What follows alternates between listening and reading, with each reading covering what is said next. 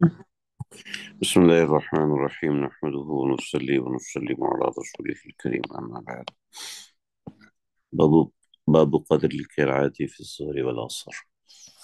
ظہر اور عصر میں نبی علیہ الصلوۃ والسلام کی نماز میں قرأت کی مقدار کیا ہوتی تھی، اس کا بیان ابھی شروع کیا ہے. جیسا کہ پیچھے اوقات کے حوالے سے اوقات کا بیان ظہر سے شروع ہوا، اسی طریقے سے قدر قرأت میں قرأت کی مقدار کا بیان یہاں سے شروع کیا جا رہا ہے. اگرچہ پیچھے اجمالاً تھوڑا سا قرأت کا ذکر ہوا ہے، مگر یہاں پہ وضاحت کے ساتھ ایک ایک نماز کا ذکر کیا جا رہا ہے. تو یہاں پر بہت ساری چیزیں ہیں جو کہ دیکھنے سمجھنے کے قابل ہیں.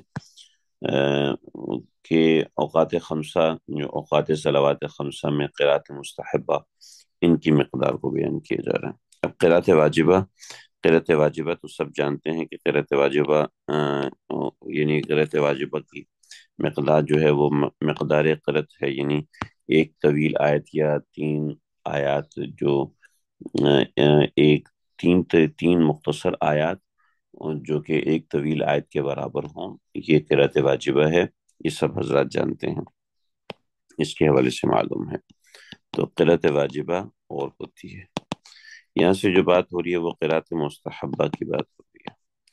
اور قرأت مستحبہ یعنی آپ صلی اللہ علیہ وسلم کی عام طور پہ جو قرأت ہوتی تھی وہ کیا ہوتی تھی. اس حوالے سے جو روایات ہیں، کچھ روایات مرفوعہ ہیں، کچھ روایت موقوفہ ہیں، اور اسی طریقے سے کچھ آثار ہیں. تو تین قسم کے دلائل اس کے اندر موجود ہیں.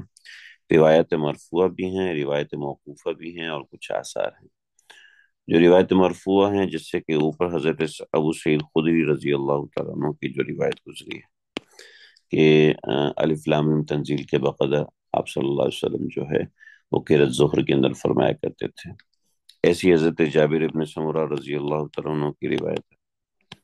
ٹھیک ہے، حضرت جابر ابن سمرہ رضی اللہ عنہ کی روایت سنن ثلاثہ کے اندر موجود ہے، ابو داؤد میں، ترمذی کے اندر ہے، اور نسائی کے اندر. ابو داؤد، ترمذی، نسائی کے اندر موجود ہے. اور یہ بھی موجود ہے آپ صلی اللہ علیہ وسلم ظہر اور عصر میں جو ہے سورہ بروج و سورہ طارق، سورہ بروج و سورہ طارق کے برابر صورتیں پڑھا کرتے تھے. تو اس طریقے کی روایت ہیں. اسی طریقے سے روایت موقوفہ، روایت موقوفہ کے اندر حضرت مصنف عبد الرزاق میں کچھ روایت ہیں، اور کچھ روایت اور ہیں، کچھ آثار ہیں حضرت ابن عمر سے، اور کچھ آثار، کچھ روایت حضرت ابن عمر کی موقوفات ہیں. تو آثار ابن عمر رضی اللہ عنہ کے ضرور یا عن عمر انه كتب الى ابي موسى ان يقرا في الظهر باوساط المفصل، کہ ظہر میں اوساط مفصل کا حکم دیا گیا. کچھ اس طرح کی روایت موجود ہیں، جن میں سے چند ایک چیزیں ابھی ہم پڑھیں گے اور سمجھیں گے انشاءاللہ، وہ اپنی ترتیب کے ساتھ آئیں گی.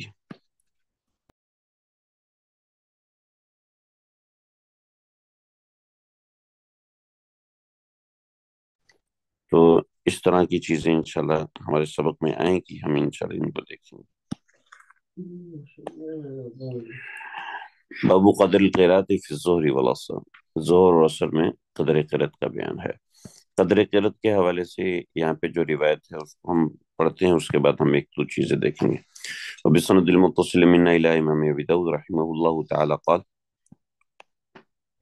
حدثنا موسى بن اسماعيل قال حدثنا حماد عن سماك بن حرب عن جابر بن سمرة رضی اللہ تعالی. حضرت جابر بن سمرہ کی روایت ابو داؤد میں ہے، ترمذی میں ہے، اور نسائی کے اندر ہے. ان رسول اللہ صلی اللہ علیہ وسلم کان یقرأ فی الظہر والعصر.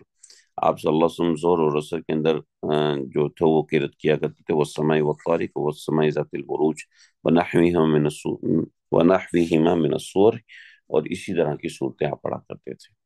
والسماء والطارق اور والسماء ذات البروج. کوشش کرنی چاہیے کہ ظہر کی نماز کے اندر یہ صورتیں پڑھی جائیں، اس لیے کہ تصریح ہے ان روایات کے اندر کہ والسماء ذات البروج آپ پڑھا کرتے تھے، والسماء والطارق پڑھا کرتے تھے.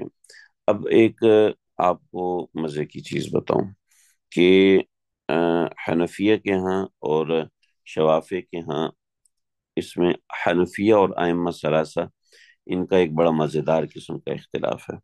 اور وہ اختلاف جو ہے وہ قدر قرت کو بتاتا ہے کہ قدر قرت کتنی ہے۔ اب حنفیہ کے ہاں طوال مفصل حجرات سے بروج تک ہے، اور سات مفصل تاریخ سے لم یکن الذی تک ہے۔ ٹھیک ہے، تاریخ سے لم یکن الذی تک ہے۔ تو اب دیکھیے جو طوال مفصل ہے بروج تک آتی ہے، ٹھیک ہے، اور وسعت مفصل تاریخ تک آتی ہے۔ اب روایت کے اندر دونوں ہیں، طوال مفصل بھی آ گیا اور اوساط مفصل بھی آ گیا۔ طوال مفصل اور اوساط مفصل یہ دونوں صورتیں، یہ دونوں چیزیں اس کے اندر آ گئی۔ تو طوال مفصل اوساط مفصل آ رہا ہے، تو یہ اور دوسری طرف جو اختلاف ہے وہ اختلاف یہ ہے، اس اختلاف کو آپ دیکھیے،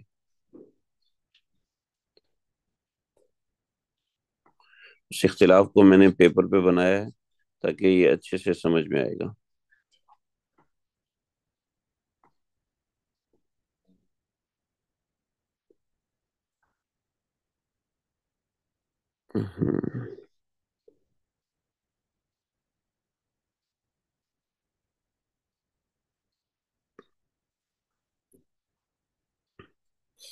پہلے میں نے بنایا تھا لیکن مجھے خود بھی یاد نہیں رہ پا، تو اس وجہ سے میں نے اس کو اپنی ایک ترتیب سے بنایا ہے تاکہ یہ بالکل ذہن میں ازبر ہو جائے، یاد ہو جائے، کیونکہ حافظ نہیں ہوں میں خود بھی، تو اس وجہ سے یہ چیزیں ایسی ہیں۔ جو سبا طوال ہیں پہلی 7 صورتیں ہیں، وہ اصل میں تو پہلی 9 صورتیں ہیں، ٹھیک ہے، فاتحہ اور پھر اس کے بعد یہ 7 صورتیں۔ ان دو صورتوں میں چونکہ فرق نہیں ہے، تو فاتحہ کتاب تو قرآن مجید کا مقدمہ ہے۔ اس کے بعد جو 7 صورتیں ہیں، اصل میں 8 صورتیں ہیں، مگر جو ہے وہ یہ بنتی، چونکہ درمیان میں فاتحہ الف بسملہ نہیں ہے، تو اس وجہ سے ساری بات ہم پیچھے کر چکے۔ 7 سے 8 صورتیں جو کہ 200 آیات سے زیادہ طویل ہیں، ان دونوں صورتوں کی ملا کے 200 آیات سے اوپر بن جاتی ہیں، تو اس طریقے سے یہ معاملہ ہے۔ پھر اس کے بعد آگے 11 صورتیں ہیں جو ذوات المعین ہیں، یہ 11 صورتیں سورہ یونس سے لے کے طٰہٰ تک، یہ 11 صورتیں ذوات المعین ہیں۔ اور اس کے بعد آگے کی جو 20 صورتیں ہیں سورہ انبیاء سے لے کے سورہ مومن تک، ان کو مسانی کہتے ہیں۔ اب اس کے اندر جو سورہ شعراء آتی ہے 227 آیات ہیں اس کی، لیکن اس کو مسانی کے اندر شامل کیا ہے، یعنی مسانی کا مطلب ہے لیس دین 100، لیس دین 100 جو ہے وہ مسانی میں شامل کیا، حالانکہ 227 آیات ہیں، لیکن جو لوگ قرآن مجید کی تلاوت کثرت سے کرتے ہیں وہ جانتے ہیں کہ شعراء کی آیات بالکل چھوٹی چھوٹی ہیں، بالکل چھوٹی چھوٹی ہیں، تو وہ مسانی کے بقدر ہی بنتا ہے۔ آیات کے نمبر تو ہم نے لگائے ہیں، متقدمین کے ہاں تو آیات کے نمبر نہیں ہوا کرتے تھے، وہ سورت کی طوالت کو دیکھ کر یہ معاملات ہوا کرتے تھے۔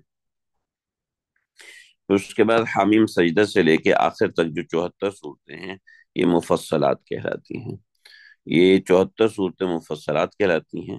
تو یہ جو مفصلات ہیں، ان مفصلات کے اندر اختلاف ہے، جو مقدار قرت کے حوالے سے جو چیزیں ہیں، مقدار قرت جیسے حامیم سجدہ جو ہے وہ ہم اس کے بارے میں روایت پڑھ چکے ہیں، لیکن حنفیہ، شافعیہ، مالکیہ، جو حنفی، شافعی اور مالکی وہ فرماتے ہیں کہ مفصلات جو ہیں، وہ جو مفصلات ثابت ہیں وہ حجرات سے شروع ہوتی ہیں۔ اصل میں تو مفصلات یہیں سے شروع ہو جاتی ہیں، لیکن جو قرت مفصلات ہے، وہ قرت مفصلات حنفیہ، شافعیہ اور مالکیہ کے ہاں حجرات سے شروع ہوتی ہے، حنابلہ کے ہاں قاف سے شروع ہوتی ہے، یہ آپ کے سامنے ہے۔ تو اس سے بڑا انشاءاللہ بڑا آسانی سے سمجھ میں آ جائے گا۔ تو یہ جو مفصلات ہیں یہ میں نے اس میں رنگ دیے ہوئے مختلف، اس رنگوں سے سمجھ میں آ جاتا ہے۔ ابھی یہ پتہ نہیں کون سا رنگ ہے، اورنج کلر ہے، یہ یلو کلر ہے، یہ بلو کلر اور یہ گرین کلر ہے۔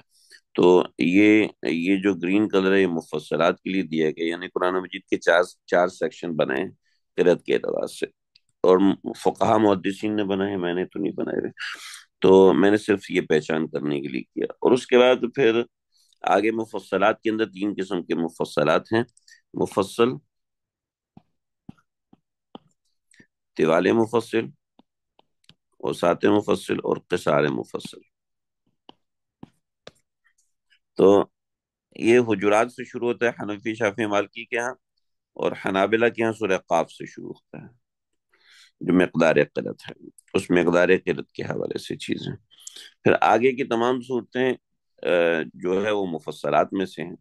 تو مفصلات یہ یہاں تک نبا تک شوافی اور حنابلہ کے ہاں نبا تک طوال مفصل ہے، اور مالکیہ کے ہاں طوال مفصل نازیات تک ہے، اور حنفیہ کے ہاں طوال مفصل بروج تک ہے. جیسا کہ اس حدیث کے اندر جو آیا ذکر آیا، میں نے اس کی بات کی.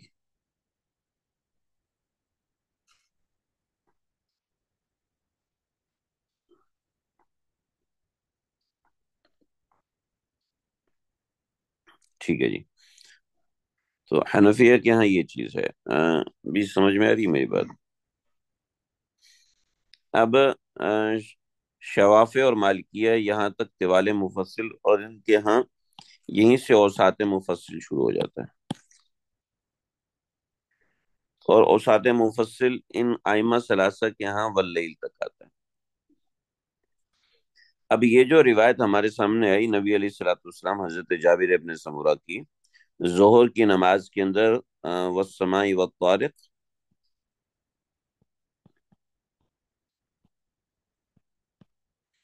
اور والسماء ذات البروج پڑھا کرتے تھے. تو اب بڑے مزے کی بات ہے کہ بروج حنفیہ کے ہاں طوال مفصل میں ڈاکومنٹ، ہاں میں شیئر کر دوں گا انشاءاللہ. ابھی تو آپ کو نظر آ رہا ہے نا یہ ڈاکومنٹ؟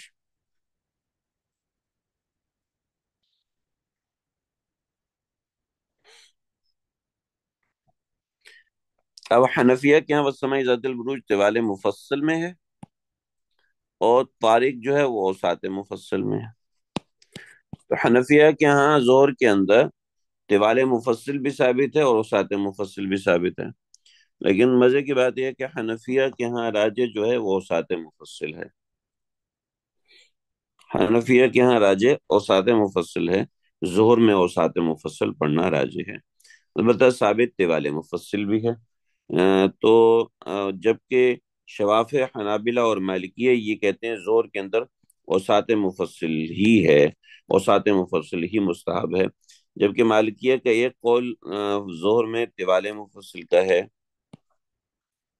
زور اور فجر میں، جبکہ جمہور کے ہاں طوال مفصل صرف فجر میں. ٹھیک ہے جی. تو یہ چھوٹی سی بات ہے. اور ان کے ہاں اوساط مفصل اللیل اذا یغشا تک جاتا ہے، ہمارے ہاں اوساط مفصل جو ہے وہ بینہ تک جاتا ہے. اس کے بعد قصار ہے. قصار حنفیہ یہاں سے شروع ہوتا ہے، اور قصار ائمہ ثلاثہ ضحیٰ سے شروع ہوتا ہے. تو یہ ایک چھوٹی سی چیز جو کہ سمجھنا تھوڑا سا مشکل تھا، یہ ڈائیگرام کے ذریعے سے آسانی سے سمجھ میں آ جاتی ہے. مشکل نہیں ہے، تھوڑا سا ذہن لگائیں گے تو یاد رہ جاتا ہے. مجھے خود بھی یاد نہیں رہتا، تو اس وجہ سے میں نے اس کی پکچر بنائی ہے. پہلے میں نے یہ بنایا تھا جو اگلا ڈاکومنٹ ہے.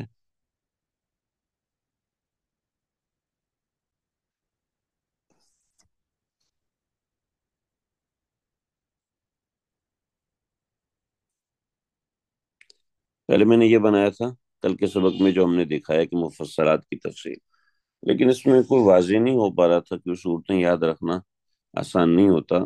لیکن یہ ہے کہ اس سے انشاءاللہ یاد رکھنا آسان ہوگا. اور یہ قرات مستحبہ ہیں، اور جو یاد رکھے گا اچھی بات ہے، نہیں یاد رکھے گا تو کوئی ایسی بات ہے نہیں.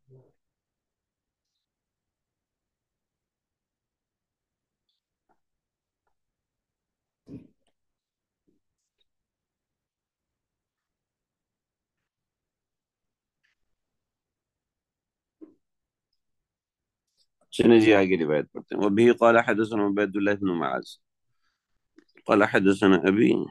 ایک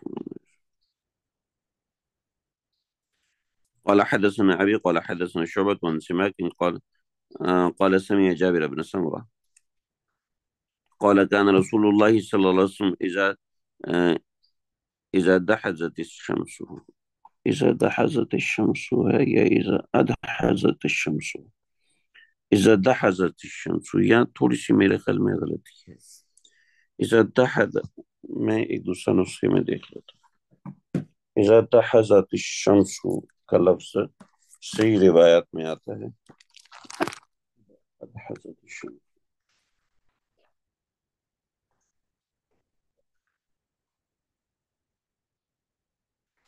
میرے دوسرے نسخہ إذا دحزت الشمس ہے. اور ہم بزل میں دیکھتے ہیں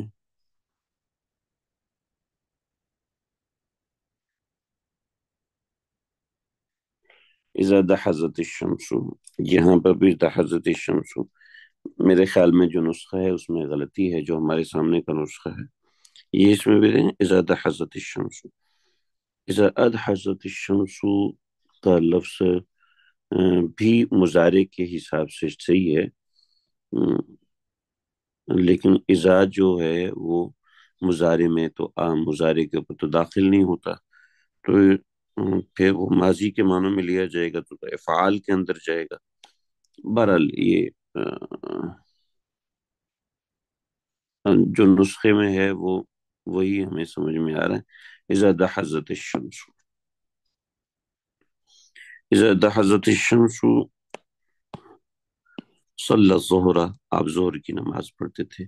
وقرأ بنحو من واللیل اذا یغشا، وہ واللیل اذا یغشا سے پڑھتے. اور بھی ہم نے واللیل اذا یغشا کو دیکھا کہ واللیل اذا یغشا جو ہے وہ ہمیں اوساط مفصل میں نظر آیا. واللیل اذا یغشا یہاں پہ ہم نے دیکھا کہ واللیل یہ اوساط مفصل کے اندر اوساط مفصل کی آخری صورت ہے، اور حنفیہ کے ہاں تو یہ ویسی اوساط مفصل ہے. تو واللیل اذا یغشا آپ صلی اللہ علیہ وسلم پڑھا کرتے تھے. والعصر، اور عصر کے اندر کذالک، اور عصر کے اندر بھی ایسی ہی نماز پڑھتے تھے. وہ صلواتی کذالک، اور دیگر نمازوں میں بھی ایسے پڑھتے تھے. لیکن الا الصبح، سوائے صبح کے، فإنه كان يطيلها، اس لیے کہ فجر کی نماز میں آپ طویل پڑھا کرتے تھے. وبه قال حدثنا محمد بن عيسى قال حدثنا معتمر بن سليمان ويزيد بن هارون وهشام عن سليمان التيمي عن أمية عن أبي مجلس عن ابن عمر رضی اللہ تعالیٰ عنہ أن النبي صلی اللہ علیہ وسلم سجد في صلاة الظهر، آپ صلی اللہ علیہ وسلم نے ظہر کی نماز میں سجدہ کیا. ثم قام فرکع، پھر آپ کھڑے ہوئے پھر آپ نے رکوع کیا. فرأینا، اس سے ہمیں سمجھ میں آیا، اس سے ہمیں سمجھ میں آیا کہ انہو قرأ. دیکھیں فرعینہ کا ترجمہ یہ ہوتا ہے کہ ہم نے دیکھا، لیکن عربی کے ترتیب سے اور کلام کی ترتیب سے جو بات سمجھ میں آئے گی وہ یہی سمجھ میں آئے گی. فرعینہ، اس سے ہم نے سمجھا کہ انہو قرأ تنزیل السجدہ، کہ آپ نے الف لام میم تنزیل سجدہ پڑھی. قال ابن عیسیٰ لم یذکر امیۃ احد الا معتمر، الا معتمر، معتمر ہی نے جو روایت کو نقل کیا ہے بس وہ یہ روایت ہے، ورنہ کسی اور نے یہ روایت نقل نہیں کی ہے.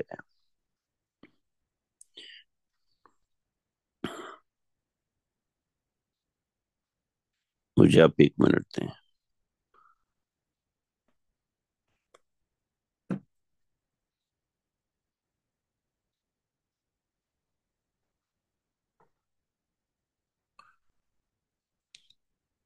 اس روایت کے اندر تھوڑی سی بات ہے، وہ بات میں دکھانا چاہتا ہوں، شاید یہاں پر نسخے میں ہمیں نظر آ جائے.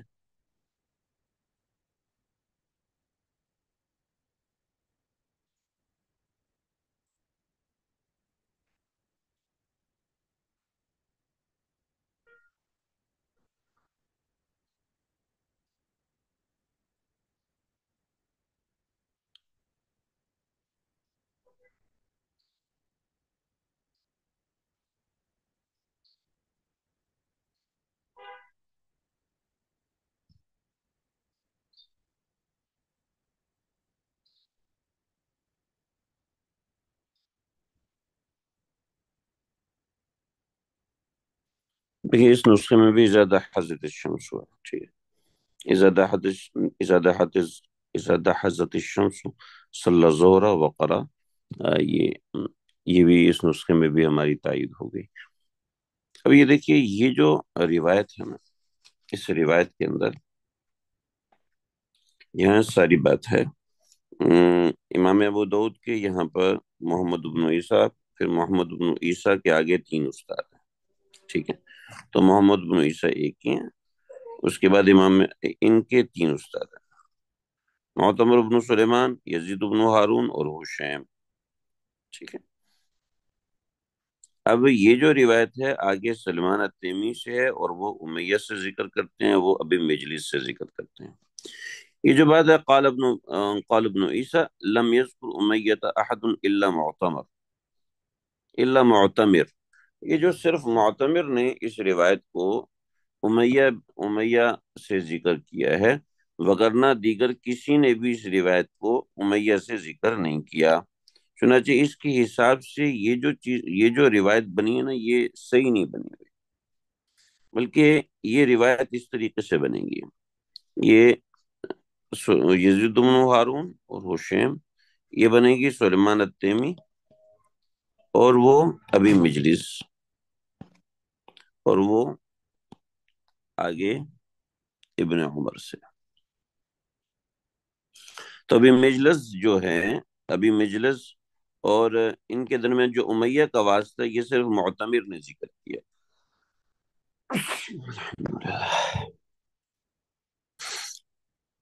تو جو معتمر ہیں انہوں نے سلیمان التیمی سے جو ذکر کیا۔ اب مسئلہ یہ ہے کہ معتمر جو ہے سلیمان التیمی کے والد کے شاگرد بھی ہیں اور بیٹے بھی ہیں۔ جو معتمر بن سلیمان ہیں یہ سلیمان کے بیٹے ہیں۔ انہوں نے جب روایت لائی تو یہ روایت امیہ سے لے کر آئے، ٹھیک ہے۔ اس کے علاوہ یزید بن ہارون اور حشیم، انہوں نے جو روایت نقل کیا سلیمان التیمی سے، وہ بھی مجلس سے ڈائریکٹلی ذکر کی ہے، لیکن اس ڈائریکٹلی ذکر کرنے کے اندر بھی کچھ تھوڑی سی تفصیل ہے، کچھ تھوڑی سی باتیں ہیں، وہ ہم بھی دیکھتے ہیں انشاءاللہ اس کو۔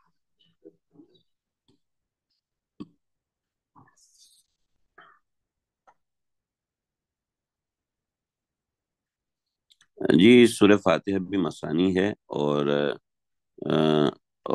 وہ تو مسانی سے وہ مراد ہے، یہ مسانی سے مراد سنائیات ہیں، یعنی 2 عدد والی، 99 سے، جیسے 99 ہے، 98 ہے، یعنی 2 عدد، 10 ہے، 11 ہے، اس کو مسانی کہتے ہیں۔ اور وہ مسانی 7 والا ہے، 7 والا۔ مسانی کا مطلب ہے 2 مرتبہ نازل ہونے والی صورت ہے، یعنی فاتحہ 2 مرتبہ نازل ہوئی ہے، وہ مراد ہے۔ اس میں ذرا دیکھیے، یہ بزل میں نے اس کو نکالا ہے،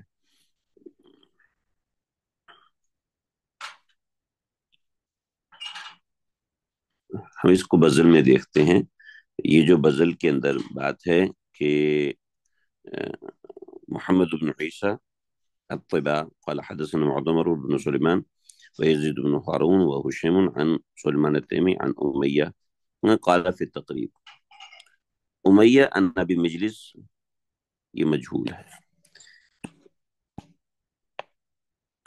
فرماتے ہیں امیہ عن ابی مجلس سے جو روایت ہے یہ مجہول ہے، من السادستی، طبقہ سادسہ میں سے ہے، اور تقریب میں کہا گیا کہ امیہ عن ابی مجلس عن ابن عمر فی الصلاۃ، یہ نماز کے اندر اس کی روایت قابل قبول ہے، ٹھیک ہے۔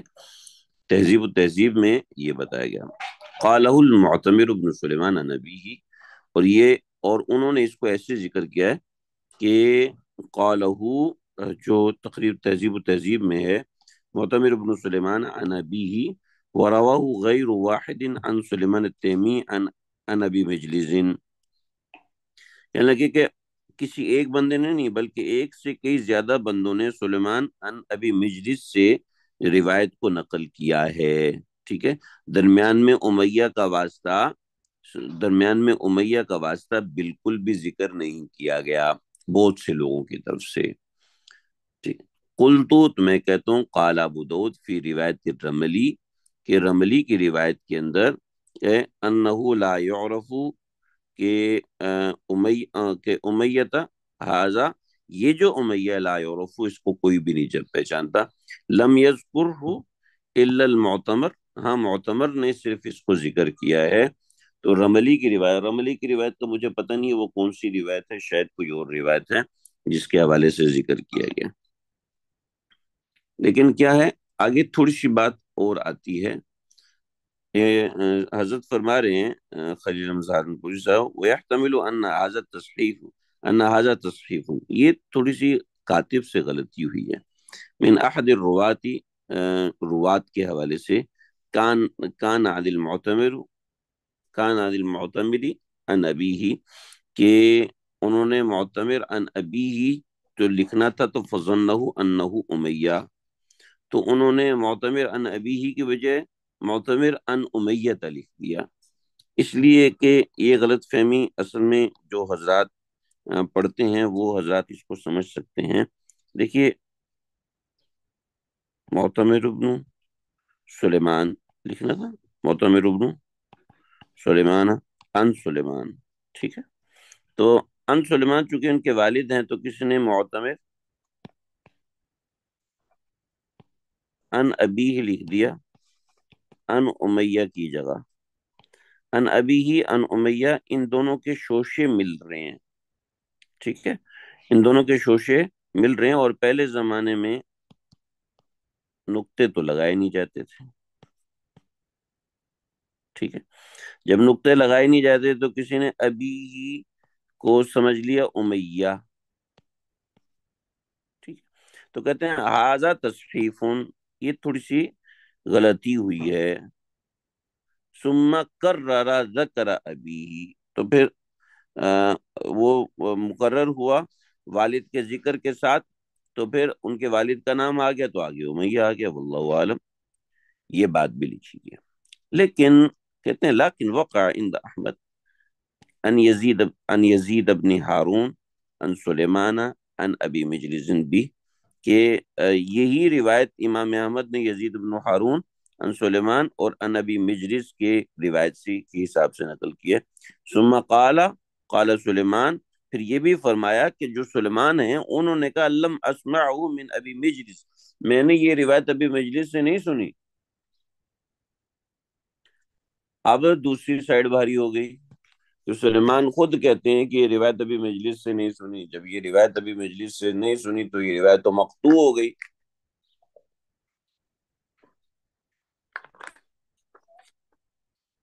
حالانکہ روایت کے مقطوع ہونے کا کسی نے بھی اقرار نہیں کیا۔ چنانچہ آگے حضرت فرماتے وحکی دار القطنی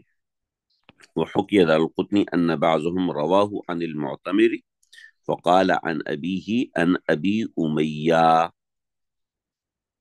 وزیفہ، اور انہوں نے اس کی تضعیف کی ہے، انہوں نے تضعیف بھی کی ہے کہ نہیں ایسی روایت جو ہے وہ ضعیف ہے، ثم جب وضع، پھر یہ احتمال بیان کیا ان کا نہ محفوظاً، اگر یہ روایت محفوظ ہے تو یکون المراد بھی عبد الکریم ابن ابی مخارق، اس سے مراد عبد الکریم ابن ابی مخارق ہیں جو کہ ابی امیہ، فإنه یکنا ابا امیہ، اس لیے کہ ان کی کنیت ابو امیہ وہ بصری اور وہ بصری ہیں، تو اس حساب سے یہ روایت صحیح ہو سکتی ہے، تو دارالقطنی نے اس حوالے سے چیز جو ہے وہ ذکر فرمائی ہے، تو یہ تھوڑی سی وضاحت تھی، مجھے مناسب لگا کہ ہم اس کو پڑھ لیں دیکھ لیں ساتھ میں، تو اس روایت کے حساب سے تو بل یہ روایت ہے۔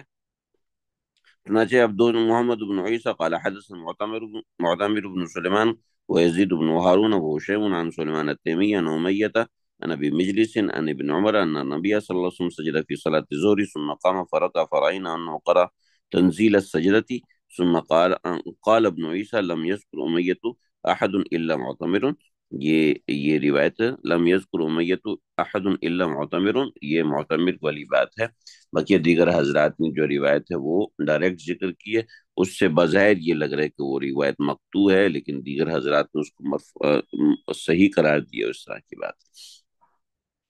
آگے روایت حضرت عبداللہ بن عباس رضی اللہ عنہ کی ہے، اور بڑی اہم روایت ہے، اس کو ذرا سمجھ لیجئے گا۔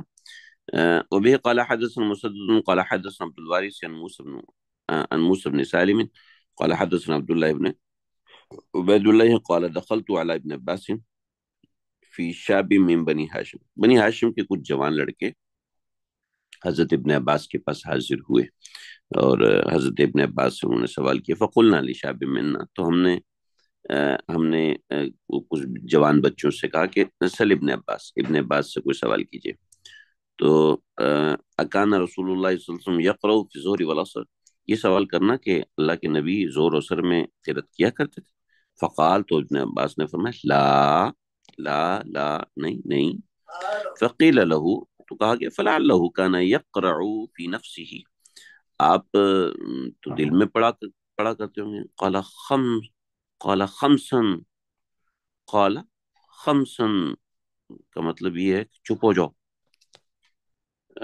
مطلب یہ ہے کہ خمسن کا مطلب تھوڑا سا خطرناک ہے، مطلب تیرا منہ نوچ لوں، یعنی جیسے چپ ہو جاؤ تو ساتھ پنجہ بناتے ہیں نا، تیرا منہ نوچ لوں گا، ہذا شر من اولا، یہ پہلے سے بھی زیادہ شر والی بات ہے، ایسی بات تو ہو نہیں سکتی، یہ ایسے فضول بات کر رہے ہو، خمسن تخمشہ سے ہے کہ منہ نوچنے کو کہتے ہیں، یعنی منہ بند رکھو، جس کو ہم اردو میں کہیں گے بکواس بند کرو، کان عبد معمورا، اللہ کے نبی جو تھے اللہ کی طرف سے معمور تھے، بلغ ما ارسلہ بھی، جو آپ کو بھیجا گیا، بلغ پہنچایا آپ نے، ما ارسلہ بھی جس کے ساتھ آپ نے بھیجا گیا، مختصنا دون الناس بشیء، ہمیں اللہ کے نبی نے کسی بھی چیز کے ساتھ مخصوص نہیں کیا، الا بثلاث خصال، ہاں تین خصلتیں آپ نے ہمیں دی ہیں، یعنی بنی ہاشم کو دی ہیں، ہم اللہ کے نبی کے خاندان کے لوگ ہیں، امرنا ان نسبغ الوضو، ہم کو حکم دیے کہ اس باغ وضو کریں، وَأَلَّا نَأْكُلَ الصَّدَقَةَ، اور صدقہ نہ کھائیں، وَأَلَّا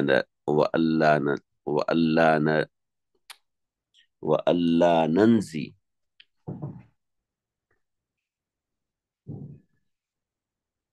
وَأَلَّا ننزی الحمار، ننزی نہیں، وَأَلَّا ننزی الحمار علی الفرس، اور ہم گدے کی گھوڑی کے ساتھ جفتی نہ کروائیں، گدے کی گھوڑی کے ساتھ جفتی کروانے سے جو پیدا ہوتا ہے وہ خچر پیدا ہوتا ہے، گھوڑا پیدا نہیں ہوتا، تو خچر پیدا نہ کریں، تو اللہ نأکل الصدقہ، ہم صدقہ نہ کھائیں، ان نسبغ الوضو، اور ہم وضو کریں، وضو میں اسباغ کریں۔ دیکھیے اس میں صرف ایک چیز ہے، اس میں کافی سارے اشکالات پیدا ہوتے ہیں، اور کافی سارے اشکالات میں سے پہلا اشکال یہ ہوتا ہے کہ حضرت ابن عباس رضی اللہ عنہ وضو جو ہے ظہر کی قرت کا انکار فرما رہے ہیں کہ ظہر میں قرت نہیں ہے، ظہر میں قرت نہیں ہے، اس کا انکار فرما رہے حضرت ابن عباس۔ دوسری بات، اس باغ وضو کے لیے مخصوص کر رہے ہیں۔ تیسرا، جفتی حمار علی الفرش کو ممنوع قرار دے رہے، تو ذرا سمجھیے گا بات کو۔ پہلی بات ہے، ظہر اور عصر میں جو قرت ہے حضرت ابن عباس کو پہلے معلوم نہیں تھی، بعد میں حضرت ابن عباس کو جب معلوم ہوگی تو پھر حضرت ابن عباس رضی اللہ عنہ نے اپنے قول سے رجوع فرما لیا، لیکن چونکہ پہلے حضرت ابن عباس کو یہ معلوم ہی نہیں تھا کہ آپ صلی اللہ علیہ وسلم قرت نہیں فرماتے تھے یا فرماتے تھے، تو حضرت ابن عباس رضی اللہ عنہ نے اس کے اوپر ناراضگی کا اظہار فرمایا، اور حضرت ابن عباس کا قول اس کے حوالے سے یہی ہے۔ حضرات اکابر نے اس کے حوالے سے، جیسے عون المعبود بھی ہے، بذل المجہود بھی ہے، سب حضرات نے فرمایا تھا کہ تحاوی نے اس کو لکھا ہے، لہٰذا میں نے تحاوی کھلی ہے، میں نے سرسری نظر میں دیکھا، مجھے فی الحال تو نہیں ملا، جیسے ہی ملے گا میں انشاءاللہ بھیج دوں گا، وہ ڈاکومنٹ میں انشاءاللہ تحاوی کے پیپرز جو ہے وہ آپ کو بھیج دوں گا انشاءاللہ، اس میں مجھے مل گیا تو بہت اچھا ہے، نہیں ملا تو انشاءاللہ مزید ہم دیکھیں گے۔ ظاہری الفاظ میں نے شروع کی چند ایک روایت دیکھی، مزید مجھے دیکھنے کا موقع نہیں ملا، آپ حضرات بھی دیکھیں، میں بھی دیکھوں گا انشاءاللہ، تحاوی میں مل جائے گا۔ البتہ دعویٰ یہی ہے کہ حضرت ابن عباس رضی اللہ عنہ کو پہلے اس بات کا معلوم نہیں تھا، جب ان کو معلوم ہوا تو انہوں نے اس بات سے رجوع کیا، لہٰذا ظہر میں اور عصر میں بھی ویسے ہی قرأت ہے جیسا کہ دیگر روایت صریحہ کے اندر موجود ہے۔ اس باغ وضو کی تخصیص فرمائی کہ بنو ہاشم کو آپ صلی اللہ علیہ وسلم نے اس کی خاص طور پہ نصیحت فرمائی، تو اصل میں بات یہ ہے کہ اس باغ وضو کی نصیحت تو ساری امت مسلمہ کو، اسبغ الوضو، ساری امت مسلمہ کو، لیکن خاص طور پہ نصیحت اپنے خاندان والوں کو کی ہوگی، اس میں طہارت کا خاص طور پر خیال رکھنے کے حوالے سے۔ پھر حمار الفرس کی جو جفتی ہے اس کو آپ صلی اللہ علیہ وسلم نے، حمار الفرس کی جفتی آپ صلی اللہ علیہ وسلم نے عمومی طور پہ منع نہیں فرمائی، والخیل والبغال والحمیر لترکبوها، قرآن مجید میں ہے والخیل والبغال، خیل گھوڑا، بغال خچر، تو اس کی سواری کو قرآن مجید نے مشروع قرار دیا ہے، تو اس کی جفتی کیسے ممنوع ہو سکتی ہے؟ تو ایک واضح بات ہے، لیکن ہو سکتا ہے بنی ہاشم کو اولویت کی وجہ سے کہا ہو کہ بھی اس کی جفتی نہ کرانا، بلکہ حمار بغال کی بجائے تم گھوڑے پر ہی سواری کرنا، بغل پر سواری نہ کرنا۔ تو حالانکہ اللہ کے نبی نے بغل پر سواری کی ہے اور بغل پہ سواری فرمائی ہے، بغلے پر سواری فرمائی ہے، تو اس میں کوئی ایسی بات بظاہر ایسی نہیں ہے، لہٰذا اس میں کوئی ایسا وہ نہیں ہے۔ پھر اللہ نأکل صدقہ، صدقے کے حوالے سے دو قسم کا صدقہ ہے، ایک صدقہ واجبہ ہے، صدقہ نافلہ ہے۔ صدقہ واجبہ تو با اتفاق ممنوع ہے، لیکن آپ علیہ الصلوۃ والسلام کی ذات کے ساتھ صدقہ نافلہ بھی ممنوع تھا۔ دیگر بنی ہاشم پر صدقہ نافلہ ممنوع نہیں ہے، جمہور حنفیہ کے نزدیک بعض حضرات، جیسے کہ میں نے بزل میں دیکھا تو بعض حضرات نے اس کی دیگر بنو ہاشم کو بھی صدقہ نافلہ کی ممانعت لکھی ہے، لیکن حنفیہ کی ہاں صدقہ نافلہ کی ممانعت جو ہے وہ بنو ہاشم کو نہیں ہے۔ آخری روایت وہی ہے حضرت ابن عباس کے بارے میں، وبه قال حدثنا زياد بن أيوب قال حدثنا هشام قال أخبرنا حسين عن كرمة عن ابن عباس قال لا أدري كان رسول الله صلی اللہ علیہ وسلم یقرأ فی الظہر والعصر ام لا، مجھے نہیں معلوم کہ رسول اللہ صلی اللہ علیہ وسلم زور اثر میں قرأت کرتے تھے یا نہیں کرتے تھے۔ زور اثر کی قرأت کا مقدار کا بیان مکمل ہوا، اس کے بعد مغرب کی بات ہے، انشاءاللہ ہم اس کو آئندہ پڑھیں گے۔ وصلی اللہ تعالی علی خیر خلقہ محمد وآلہ وصحبہ اجمعین۔ کوئی سوال؟